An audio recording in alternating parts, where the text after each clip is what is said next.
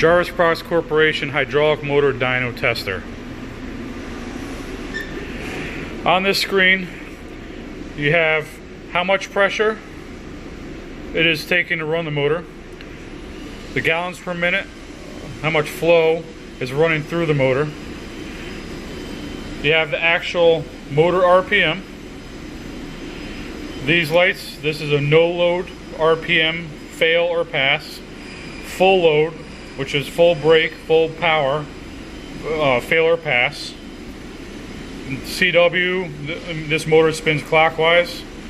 No load RPM minimum is 4,750. Full load RPM minimum is 4,250 at 5.58 gallons a minute for this motor, which is 386.56. We manually enter a serial number into every single motor before running the program.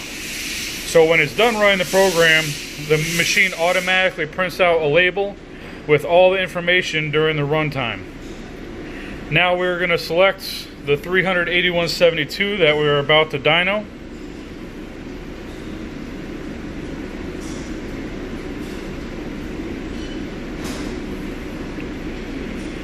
It now changes the part number.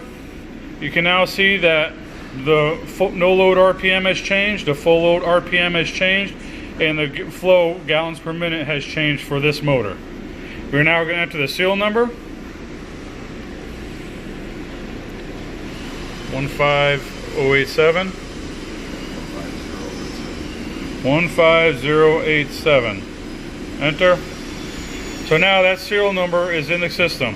So when we do the test, after it's pass or fail, a label will automatically be generated out of the print machine, which we attach to the labels before sending out. The motor gets installed into a fixture.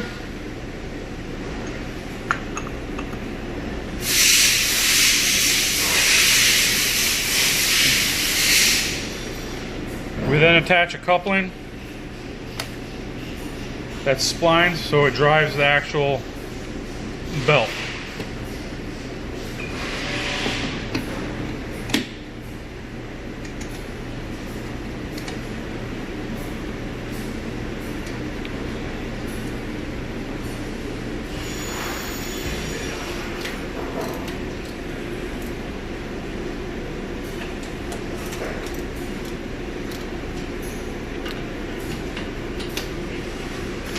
These gauges are manual pressure gauges measured right at the actual in and out of the pump of the motor as to see what is going on with it. Now we'll hit run cycle.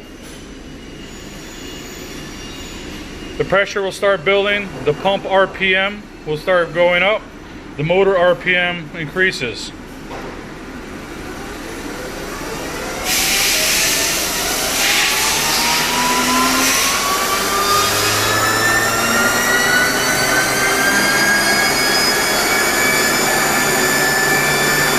The gallons per minute matches the flow. Motor RPM is well above the minimum. It passed no load, now it's running full load.